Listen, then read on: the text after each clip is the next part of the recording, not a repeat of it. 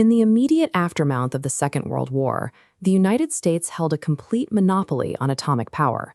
Splitting the atom provided the military with a physical mechanism for strategic leverage that had no conventional equivalent. Officially, the only acknowledged threat to this newly forged arsenal was conventional Soviet espionage. The declassified files from the Armed Forces Special Weapons Project reveal a different reality. The United States stockpile was being systematically monitored by a massive, highly advanced surveillance operation. Between 1948 and 1950, these incursions concentrated repeatedly on Sandia Base in New Mexico, the absolute heart of America's nuclear engineering and storage operations. The government realized their security was an illusion. The highest echelons of the defense establishment knew their most secure airspace had been repeatedly breached by an unknown architecture. Military personnel and scientists at Sandia documented over 200 distinct airspace breaches. The intruders were consistently described as brilliant, hypersonic, glowing green orbs. These objects did not simply pass through the area. They stopped, hovering silently over the most highly sensitive, heavily guarded munitions bunkers on the base. To manage public concern, the Air Force launched Project Twinkle, a public relations smokescreen designed to dismiss the sightings as meteors. But internally, top-tier experts like Dr. LaPaz investigated the flight paths and concluded the objects were artificial. The military found themselves unable to intercept craft that followed pre-programmed, independent surveillance paths to map the electromagnetic signature of their fissile material.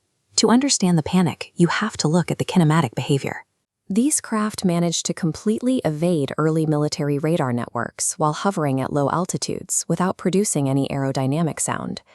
This vector blueprint illustrates the exact mechanics they used, which are now formally recognized under U.S. Patent 6527221B1 for plasma aerodynamics. The physics here are governed by the plasma frequency equation. By pumping extreme microwave energy into its hull, the craft strips electrons from surrounding air molecules. This creates a highly charged protective plasma boundary layer, driven by a specific electron density. By mathematically tuning this electron density, the craft ensures the frequency of its plasma sheath exceeds the frequency of incoming terrestrial radar. Instead of bouncing off a metallic hull, the radar wave is perfectly absorbed, phase-shifted, and scattered into the plasma. The intruders were never invisible in the visible spectrum. By weaponizing localized microwave ionization, they eliminated aerodynamic drag and friction, appearing to the naked eye as perfectly silent, hovering balls of light, while remaining a ghost on military sensors. This brings us to the visual signature. If these were simply plasma stealth drones, why were the Sandia anomalies specifically bright green? The answer lies in the physical residue left on the ground directly beneath the mid-air explosion sites. Investigators repeatedly found a strange microscopic copper powder coating the desert floor. This atomic emission spectrum plots the exact wavelength of that bright green glow. When we apply the eyewitness accounts to the visible spectrum, we hit the 510 to 520 nanometer band. In spectral analysis, governed by the Rydberg formula for atomic transitions, this highly specific wavelength is the exact atomic fingerprint of ionized, vaporized copper. The brilliant green luminescence was the inescapable thermodynamic signature of a specific earthly metal burning in a high-voltage plasma state. To understand why this copper was burning, we have to look microscopically inside the engine of the drone to diagnose the mechanical failure. These early incursions were operating on unstable variations of a magnetic field disruptor drive. To achieve mass reduction, the craft generated massive electromagnetic vortices running through internal conductive copper circuitry and stator coils. This schematic tracks the physics of Joule heating.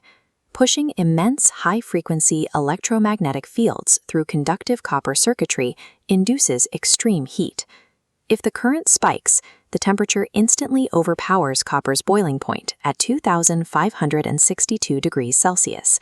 The components sublimate into a superheated plasma, venting violently outward. The infamous green fireballs were exactly that. They were the visible, catastrophic thermodynamic exhaust of an engine pushing its own mass reduction physics too far and failing in midair. When we synthesize the timeline of the post-war nuclear buildup with the physical evidence, the traditional narrative of Cold War UFO crashes changes. The recovery operations in the New Mexico desert were a forensic cleanup of a specific metallurgical catastrophe. Investigators were sweeping up the sublimated, melted wiring of an autonomous plasma stealth surveillance drone. The Cold War's most persistent anomaly is entirely decoded when you stop looking for alien magic and start applying the absolute unforgiving laws of quantum mechanics and thermodynamics. Let's jump right into this explainer. Today, we're conducting a forensic audit of the early Cold War's most classified and honestly most chilling mystery. We're going to step right back into that gritty, incredibly paranoid atmosphere of the 1940s, deep into the American Southwest, to uncover a story that has been hiding in plain sight. Okay, let's dive into this. The orthodox history of the Cold War tells us that the greatest threat to the American nuclear monopoly was Soviet espionage, right? Well, the declassified records suggest they're lying. The truth is much stranger, and frankly, way more terrifying. Between 1948 and 1950, the absolute heart of America's nuclear weapons assembly, Sandia Base in New Mexico, was being systematically probed by an advanced, highly anomalous architecture. And the timeline of this military terror? It is absolutely relentless. Look at 1945. The Trinity test didn't just create a kinetic blast, it generated a massive electromagnetic pulse that catastrophically disrupted the local quantum vacuum. It was almost like lighting a biological flare on a highly monitored electromagnetic battlefield. Fast forward to 1948, and these legendary green fireball incursions began directly over Sandia Base and the Los Alamos munitions depots. The breaches were so constant that by 1949, the Air Force had to launch Project Grudge and Project Twinkle just to investigate. By 1950, personnel had officially documented over 209 extreme, unidentified, anomalous phenomena sightings.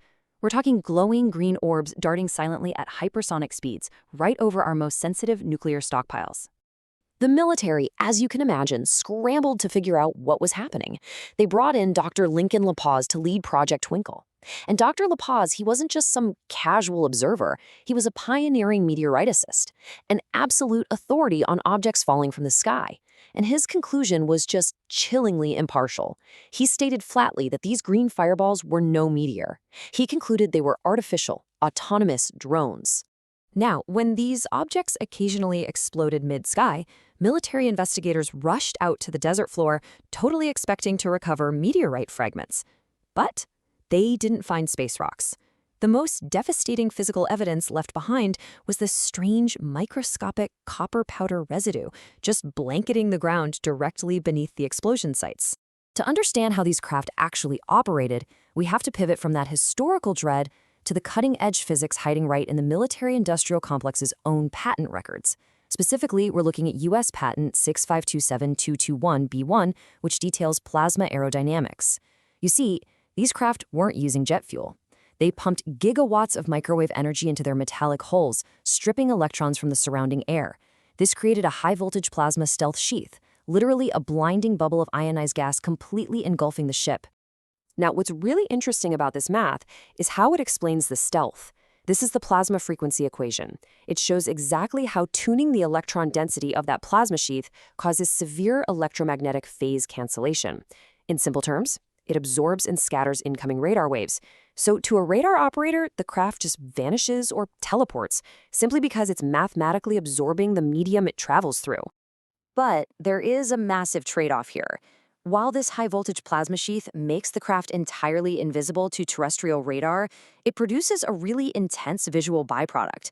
To the naked eye, standing down on the ground, the intense electric field ionizing the atmospheric gases makes the massive craft look exactly like a blindingly intense, toxic, neon green fireball just hovering silently in the night sky. So the crucial point is this exact measurement. When physicists actually analyzed the brilliant green luminescence of these fireballs, they found it corresponded precisely to an electromagnetic wavelength of 510 to 520 nanometers. This isn't just some random color, folks. It is the ultimate forensic fingerprint. We can actually decode that specific nanometer glow using the Rydberg formula. This is the absolute, undeniable law of atomic transitions used in atomic emission spectroscopy. And it grounds all of this Cold War lore into hard, empirical reality.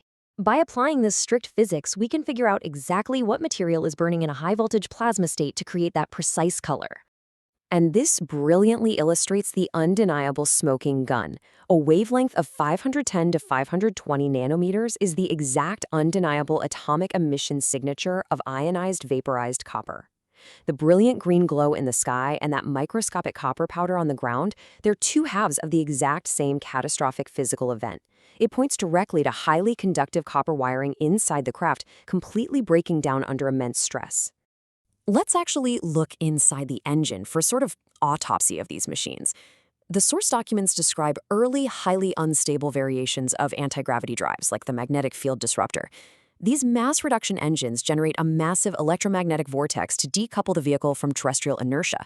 And to support that kind of massive energy requirement, you have to pump immense power through conductive internal circuitry and stator coils, components that are traditionally made of highly conductive copper. Let's move to how this builds into a complete disaster. This incredible power requirement sets the stage for a catastrophic four-step thermodynamic meltdown. First, when these early craft executed violent kinematic maneuvers, the mass reduction engine would overvolt. Second, this intense high-frequency electromagnetic field induced extreme Joule heating, where power equals current squared times resistance. Third, the thermal energy instantly exceeded copper's melting point of 1,085 degrees Celsius, not to mention its boiling point.